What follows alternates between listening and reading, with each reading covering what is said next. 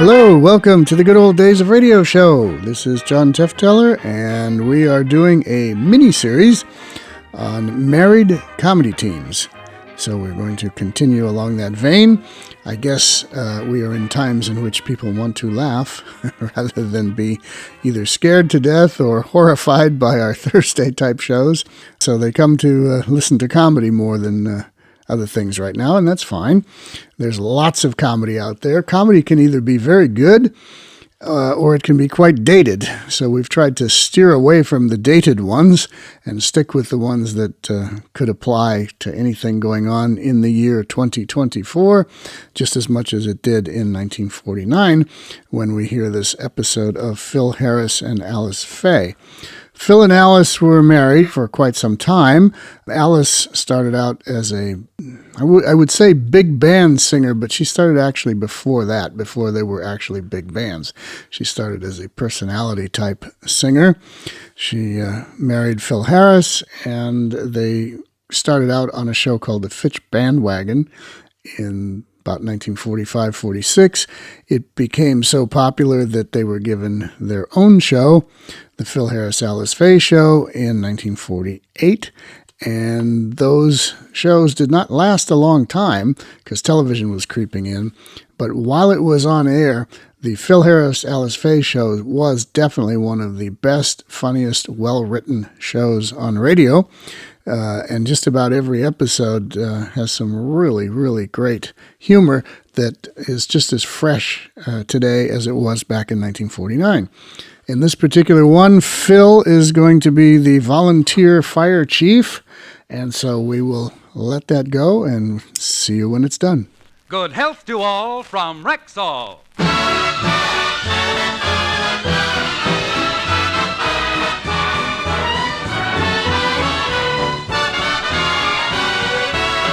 Yes, it's Sunday, time for the Phil Harris Alice Faye Show, presented by the makers of Rexall Drug Products and your Rexall family druggist. Good evening. This is your Rexall family druggist, taking a little time from behind the prescription counter this Sunday evening to speak for all 10,000 of us. The 10,000 independent druggists who have added the word Rexall to our own store names. You can always tell us by the orange and blue Rexall sign on our windows. The sign means that we carry the 2,000 or more drug products made by the Rexall Drug Company. They range all the way from aspirin to penicillin, and they're as fine and pure and dependable as science can make them. We independent druggists recommend them to our customers because we know you can depend on any drug product that bears the name Rexall. Good health to all from Rexall.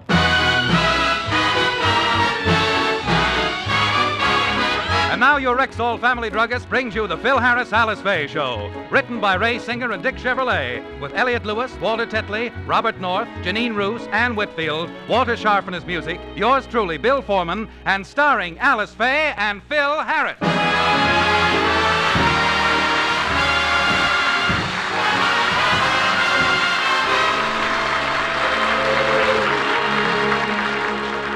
Last week, the Harris family went to Washington to attend the President's inaugural ball.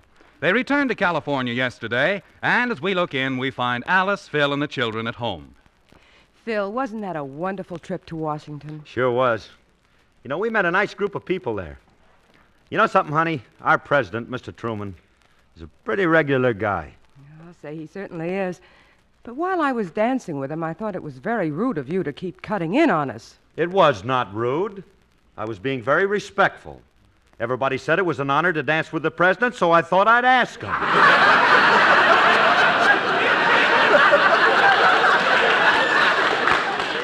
Well, the children certainly enjoyed their trip back east, didn't you, girls? Oh, yes. Daddy showed us all the sights in Washington. He took us everywhere except to that place where they make the money.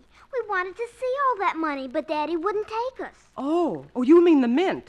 Well, why wouldn't he take you there? He thought it was a waste of time. He said, "You have a larger display here at home." Phil, you shouldn't say things like that to the children. You know something, kids? If it hadn't have been for your mother's money, we wouldn't have been able to come home from Washington. What do you mean, Daddy? Well, we were having trouble getting reservations on the Super Chief, so your mother just up and bought the railroad.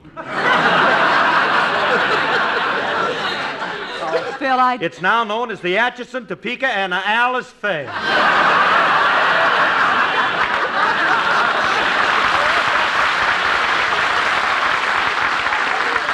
Oh, will you please stop? Girls, I think you'd better run along now.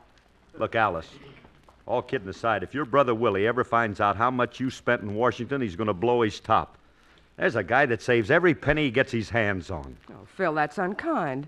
William is very generous. Oh, yeah. That kid just throws his money around, and he don't care what bank it lands in. How can a girl as generous as you have a brother as cheap as Willie? I heard that. I resent it. You're uncouth, you're a cad, and good morning, Philip.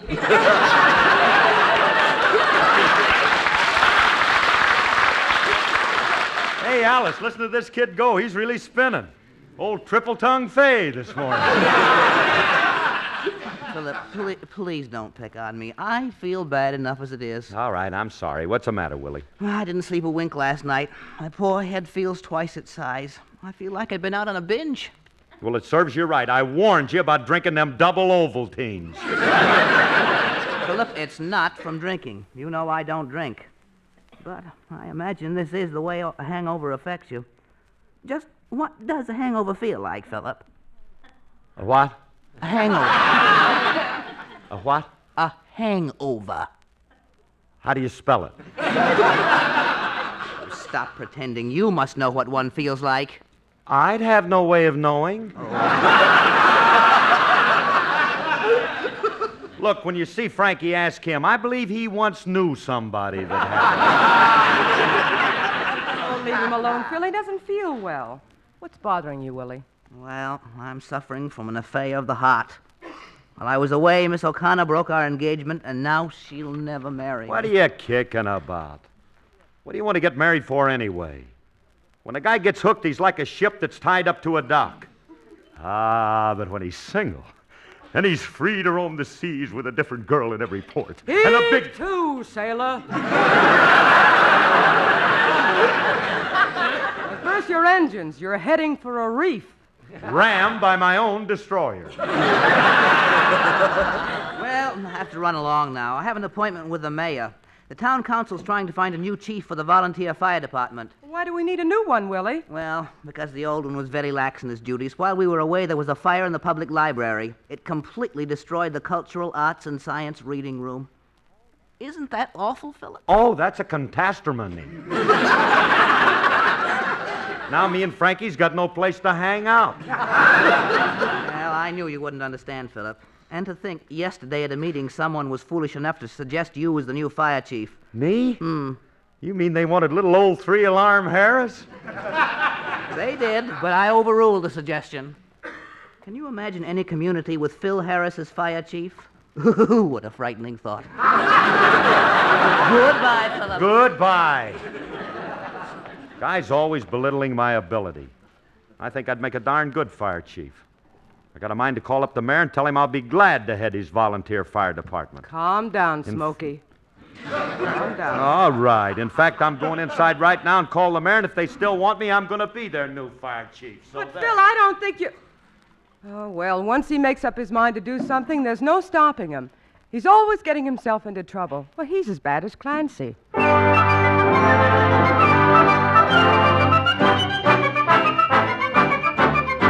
Now, Clancy was a peaceful man, if you know what I mean. The cops picked up the pieces after Clancy left the scene. He never looked for trouble, that's a fact you can assume. But nevertheless, when trouble would press, Clancy lowered the boom. Oh, that Clancy, oh, that Clancy. Whenever they got his Irish up, Clancy lowered the boom, boom, boom, boom, boom, boom, boom. Now O'Leary was a fighting man, and they all knew he was tough. He strutted around the neighborhood, a-shooting off his guff. He picked a fight with Clancy, then and there he sealed his doom. Before you could shout, "O'Leary, look out!" Clancy lowered the boom. Oh, that Clancy, oh, that Clancy. Whenever they got his Irish up, Clancy lowered the boom, boom, boom, boom, boom, boom, boom. Now Mulrooney walked into the bar and ordered up a round. He left his drink to telephone, and Clancy drank it down. Mulrooney said, "Who drunk me drink? I'll lay him in his tomb." Before you could pat the top of your hat, Clancy lowered the boom. Oh, that Clancy, oh, that Clancy. Whenever they got his Irish up, Clancy lowered the boom, boom, boom, boom, boom, boom, boom. Now the neighbors all turned out for Kate O'Grady this wet night. McDougal said, let's have some fun, I think I'll start a fight. He wrecked the hall, then kissed the bride and pulverized the groom. Then quick as a wink, before you could think, Clancy lowered the boom. Oh, that Clancy, oh, that Clancy. Whenever they got his Irish up, Clancy lowered the boom, boom, boom, boom, boom, boom, boom, boom. Clancy lowered the boom, the back of me hand to you.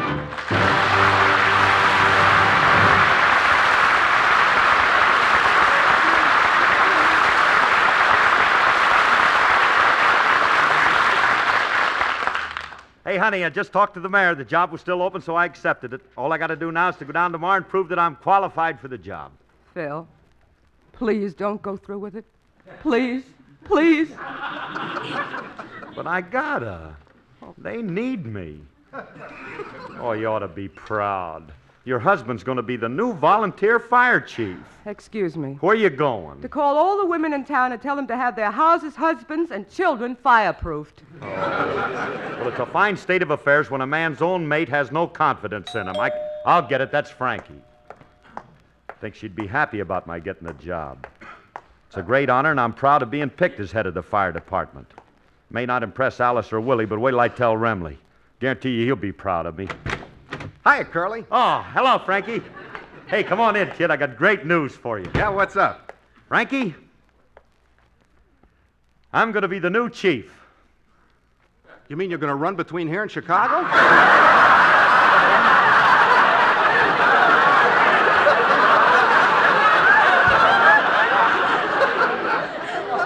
Remley, they've conferred a great honor on me. I'm an important guy. If you were really important, they'd make you the super chief.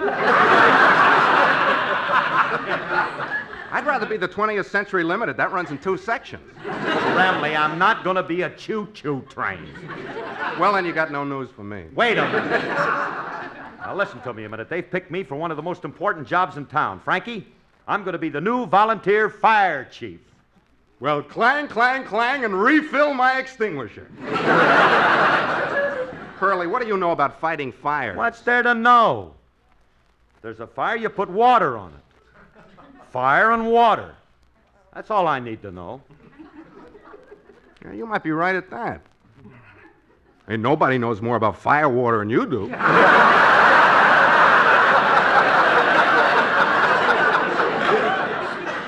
Curly, there's more to being a fire chief than throwing water on a fire. What do you know about fire prevention measures? Everything. Do you mind if I ask you a few questions on the subject? Oh, it's all so ridiculous, but if it'll make you feel better, go on, go ahead. What's the best way to prevent pyromania? Brush your teeth twice a day. What's that got to do with preventing fires? Before I give this up in disgust, I have one more question. All right, go ahead. Go ahead, ask me anything. In your opinion, Chiefy, what is the ratio of acts of arson as opposed to conflagrations caused by spontaneous combustion? Remley, that's a well-put question you got. You like it, huh? Yeah, but you ain't going to get no answer, so put it back where you got it. Curly, it's obvious that you don't know anything about fighting fires. If a fire started in this house, you wouldn't know what to do. Are you kidding? The whole place could be blazing like mad and I could handle it. I bet you couldn't. I bet you $5 I could. It's a bet. You got a match? I ain't got a match. I ain't got a match, but I got a lighter. Wait a minute, this is my house. So? We'll get in trouble if we set fire to a stranger's house. You got to be practical, Curly. Look, the only way to find out how to fight a fire is to start one. We ain't going to start no fire in my little abode. Just a little harmless one, Curly. Nothing big. Look, we'll put some paper in that metal waste basket and see if you can handle it. And that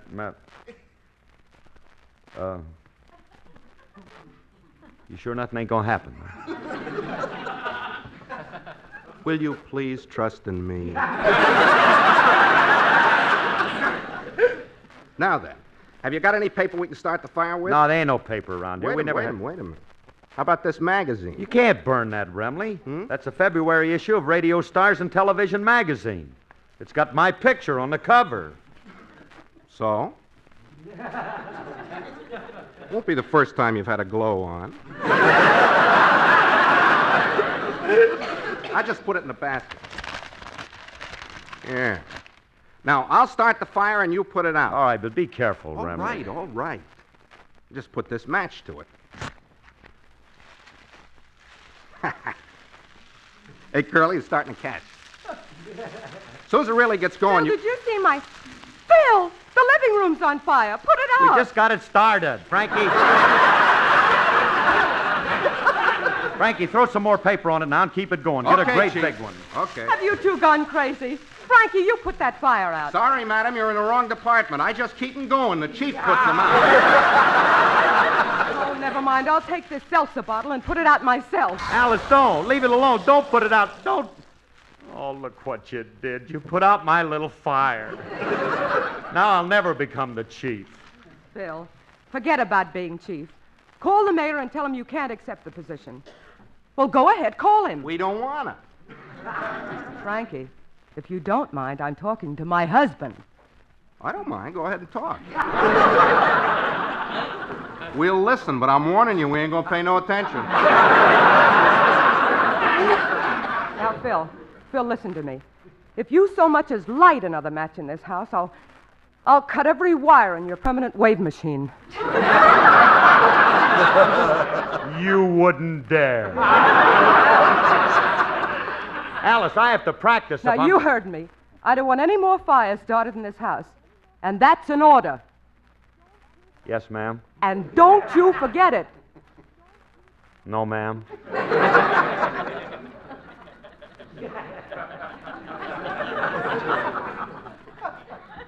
I admire the way you stood up to it, Curly.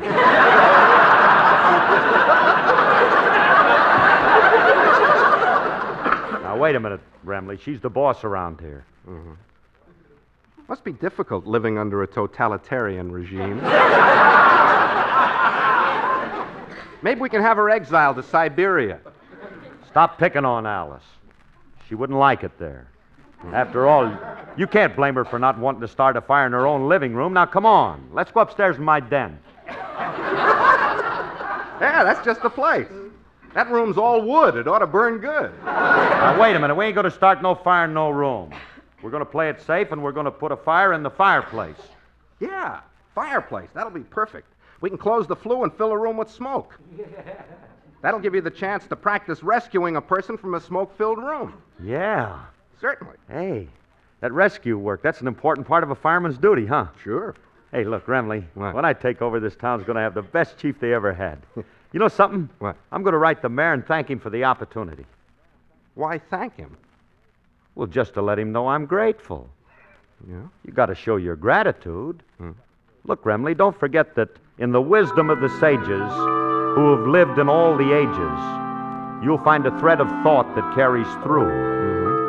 And then if you'll only take a good look through the pages of the good book, you'll find what was behind their point of view. Because you see, Remley, they took an interlude for gratitude. For the sight of moonlight and the warmth of the sun, and things that are shared by everyone. Every morning when you climb out, just stop and take some time out to thank the man upstairs. So thank your mother and your hard-working dad, and think of the time they must have had. On the road to fame and glory, just save some oratory to thank the man upstairs. Just a few days, little children, few days, little children, few days, my children, for the folks downstairs. Just to find a land where everyone could be free, that little Mayflower crossed the sea. At the first Thanksgiving dinner, they said, boys, we picked a winner. Let's thank the man upstairs.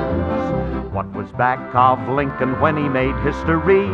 The same thing is here for you and me.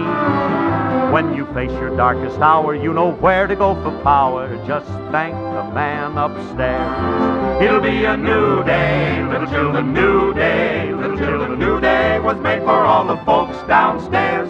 Things looked hopeless. Think of General George. And what did he do at Valley Forge?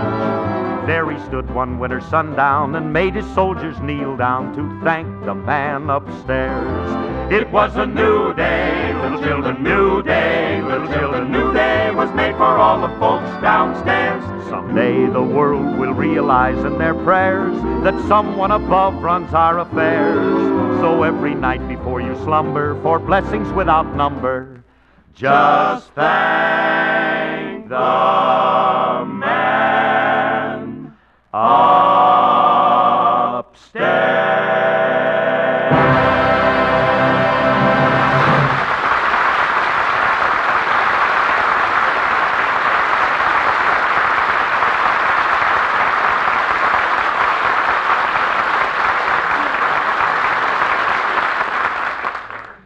Well, Curly, I got a good fire going in the fireplace. Hey, did you close the flue? Oh, sure. What's the matter with you? Smoke's starting to come in the room now. Oh, good. Hey, now look, here's what we're going to do, Remley. What? I'm going to rescue you from this room. What are you going to do, carry me down a ladder piggyback? No. No, let's do it the easy way. Look, I got a net. Now, all you got to do is to jump out the window. Okay, Curly. Who, me? I ain't jumping out of no window for nobody. I got too much to live for. But I need somebody to practice on. Get somebody else. Must be somebody around who won't be missed. Yeah, but who can you get that'd be willing to jump out of a second-story window? Hey, Mr. Harris, I want to see you a minute. Well, if it ain't Julius, if he won't jump, we can always push him a blue. Hey, Frank. What? Hey, Remley, listen. You think we might take a chance and let that little monster jump into our net? Why not? If we catch him, our drill is a success. And if we don't catch him, our drill is an even bigger success. Yeah. We ain't got nothing to lose. He's light. He can't hurt the net. Hey, come on in, kid. What are you guys doing up here? Hey, what's all the smoke in the room? Hey, well, wait a minute, Julius. We're doing a little research work, and we'd like to have you help us. Research, huh? Sounds interesting. What part do I play in this? Well, now, look, your part is very simple, but very important. Yeah, that's right. All you got to do is jump out of the window. That's all. That's all he says. What have you guys got against me? Why do you keep trying to do away with me? We're not trying to do away with you. This is a fire drill, and you got nothing to worry about. You'll be jumping into a net. Oh, that's different. Why didn't you tell me I got a net? That puts a different complexion on the whole thing. Then you'll jump? Drop dead.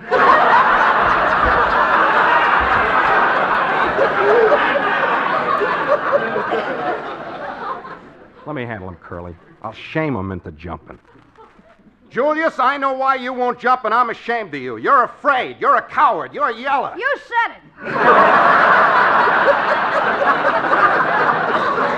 Will you wait a minute, kid? Now, look, you ain't got nothing to be afraid of. When you jump, you'll land in this net. This is a net?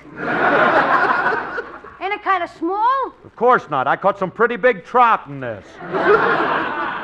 I ain't no trout. I'm getting out of here. Now, wait a minute, Julius. Wait a minute. Now, supposing you were in a burning building and your clothes were on fire. Then would you jump? Well, it's different. If my clothes was on fire, I'd have to jump. Oh?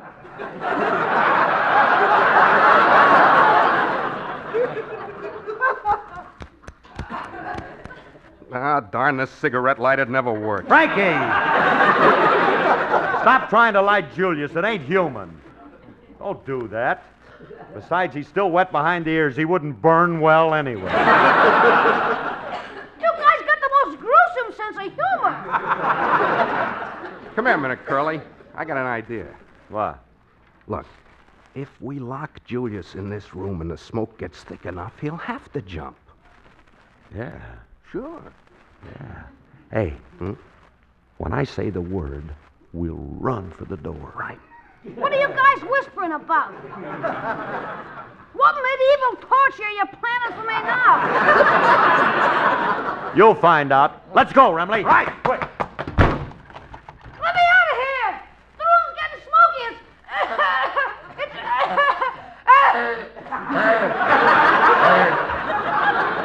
Uh-oh.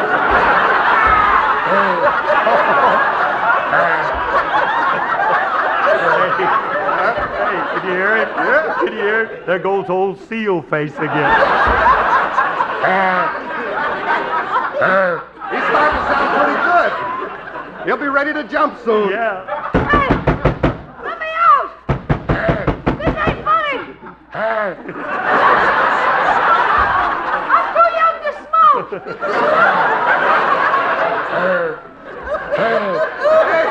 Hey, if the smoke's so thick, why don't you jump? I can't find the window! Hey, this will get out of hand. We better go in there and get him. Open that door. Oh, all right, all right. Hey, Trembly, a smoking stick. I can't even see Julius. Oh, there he is. He's over there. We'll have to go and look for him. Hey, kid, where are you? I can hear him. I'm over here! I can hear him. Hey, kid, keep coughing till we find you. Yeah. He must be over this way, sir. Yeah, keep coughing. Hey, let's follow his cough. Julius, keep coughing. Julius. Julius, why aren't you coughing anymore? I don't know, unless it's because I found the door and I'm out in the hall. When the smoke gets too thick, fellas, you can jump. Oh, no. Julius, no, Julius. Julius, open that door. We can't last more than 2 minutes in there. 2 minutes, huh? I'll open it as soon as I read this story in Liberty Magazine. Reading time, 2 minutes and 15 seconds. Oh, no.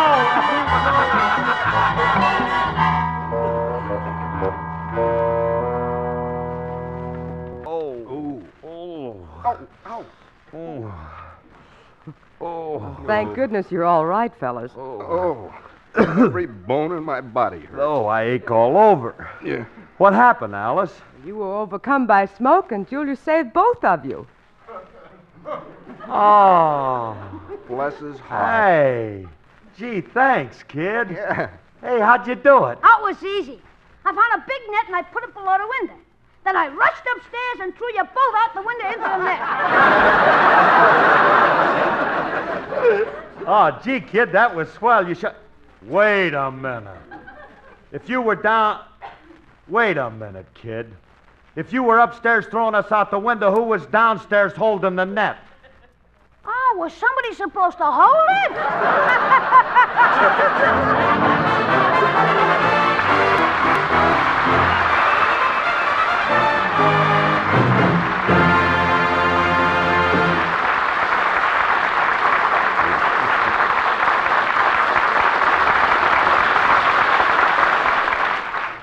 Phil will be back in just a moment.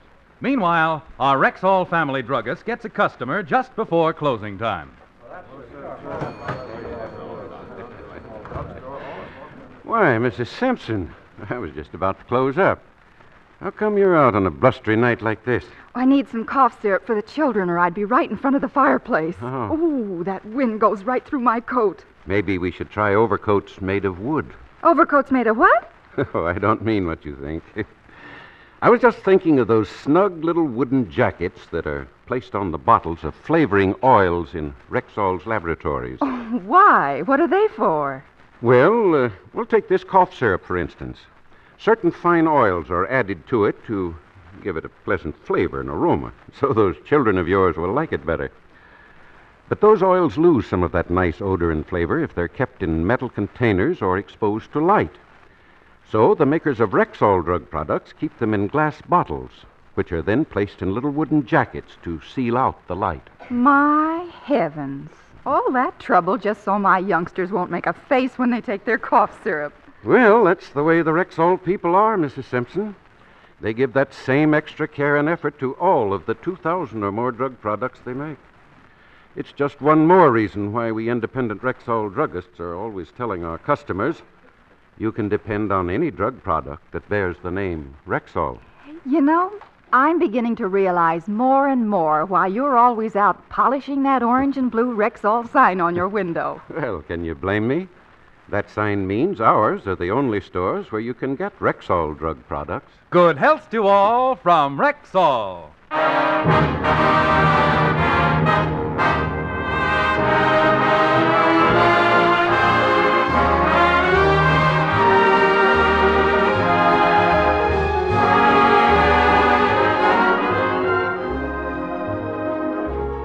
Folks, this is Phil Harris again. Somewhere in the United States right now, there is a little boy in a respirator, an iron lung. He's a victim of polio, and the complicated machine is keeping him alive. But that machine can't continue to operate, and that boy can't continue to live without your dimes and dollars. So support your National Foundation for Infantile Paralysis. Join the March of Dimes. Send your contributions to your local March of Dimes headquarters. Thank you. This program was produced and directed by Paul Phillips. The part of Frankie Remley was played by Elliott Lewis, and Julius was played by Walter Tetley. Alice Faye appeared through the courtesy of 20th Century Fox. This is Bill Foreman wishing good health to all from Rexall.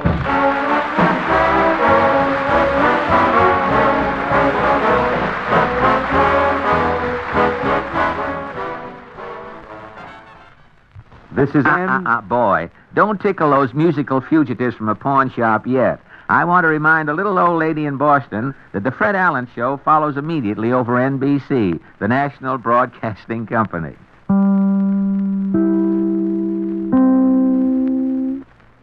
Okay, and that should be a reminder to me that we need to find a Fred Allen and Portland Hoffa show for this married couples thing and extend it out a week. Maybe after the Jack Benny birthday celebration. Benny and Allen always went together well, so that sounds like a good plan. Making it right here, live on the podcast. Okay. Phil Harris, Alice Faye, January 30th, 1949. Back next week with Ozzie and Harriet. No, not Ozzie and Harriet yet. Fibber McGee and Molly. Fibber McGee and Molly was on for years and years and years, and some of the shows are quite good. So we will hear an episode of Fibber McGee and Molly next Tuesday. And on Thursday, we are still doing Escape with Keith Scott. And this one will be The Vanishing Lady. So in case you want to do something other than laugh and listen to some good drama, check in with us on Thursdays. But Tuesdays will be comedy for a while. Okay, see you then.